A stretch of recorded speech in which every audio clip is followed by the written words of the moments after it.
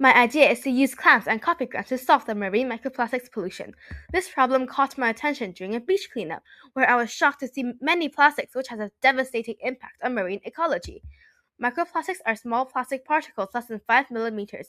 When washed into the sea, microplastics are consumed by sea animals, and they bioaccumulate along the food chain, creating a big threat to the environment and causing health issues to humans, such as heart diseases. There are so many plastics and they are harmful to us. Who can help? We can help! I'm Clam. I'm Coffee Ground. And I'm Dr. pH Control. Together, let's help Amilia defeat microplastics. We've developed a low-cost and sustainable cleaning process that can remove microplastics. First, we want to aggregate them by adjusting the water to pH 6, so microplastics are at their largest size, which would then be taken in by clams. These clams will later spit out the microplastics in a clean tank and will be filtered through coffee grounds.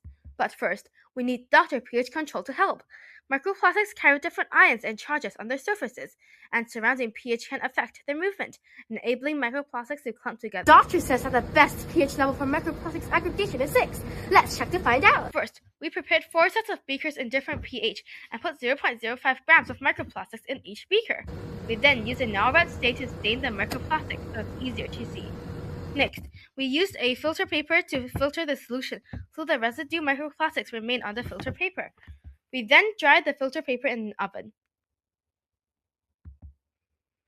After drying, microplastics can be easily observed under the microscope, and indeed, pH 6 is the most optimal for microplastics aggregation.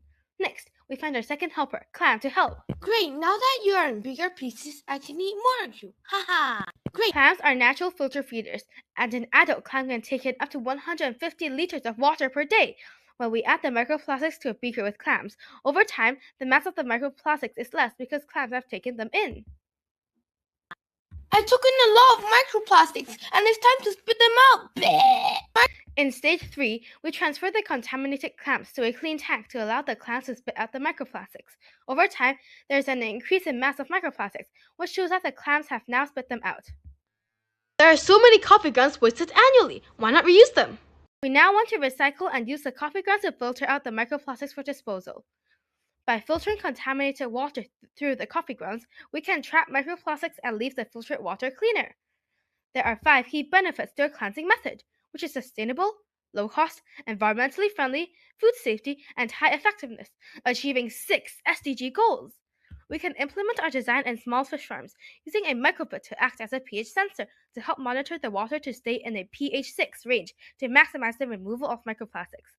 Clams can increase the seafood safety by taking in surrounding microplastics and protecting our fish seafood inside the net. Let's work together for a greener future.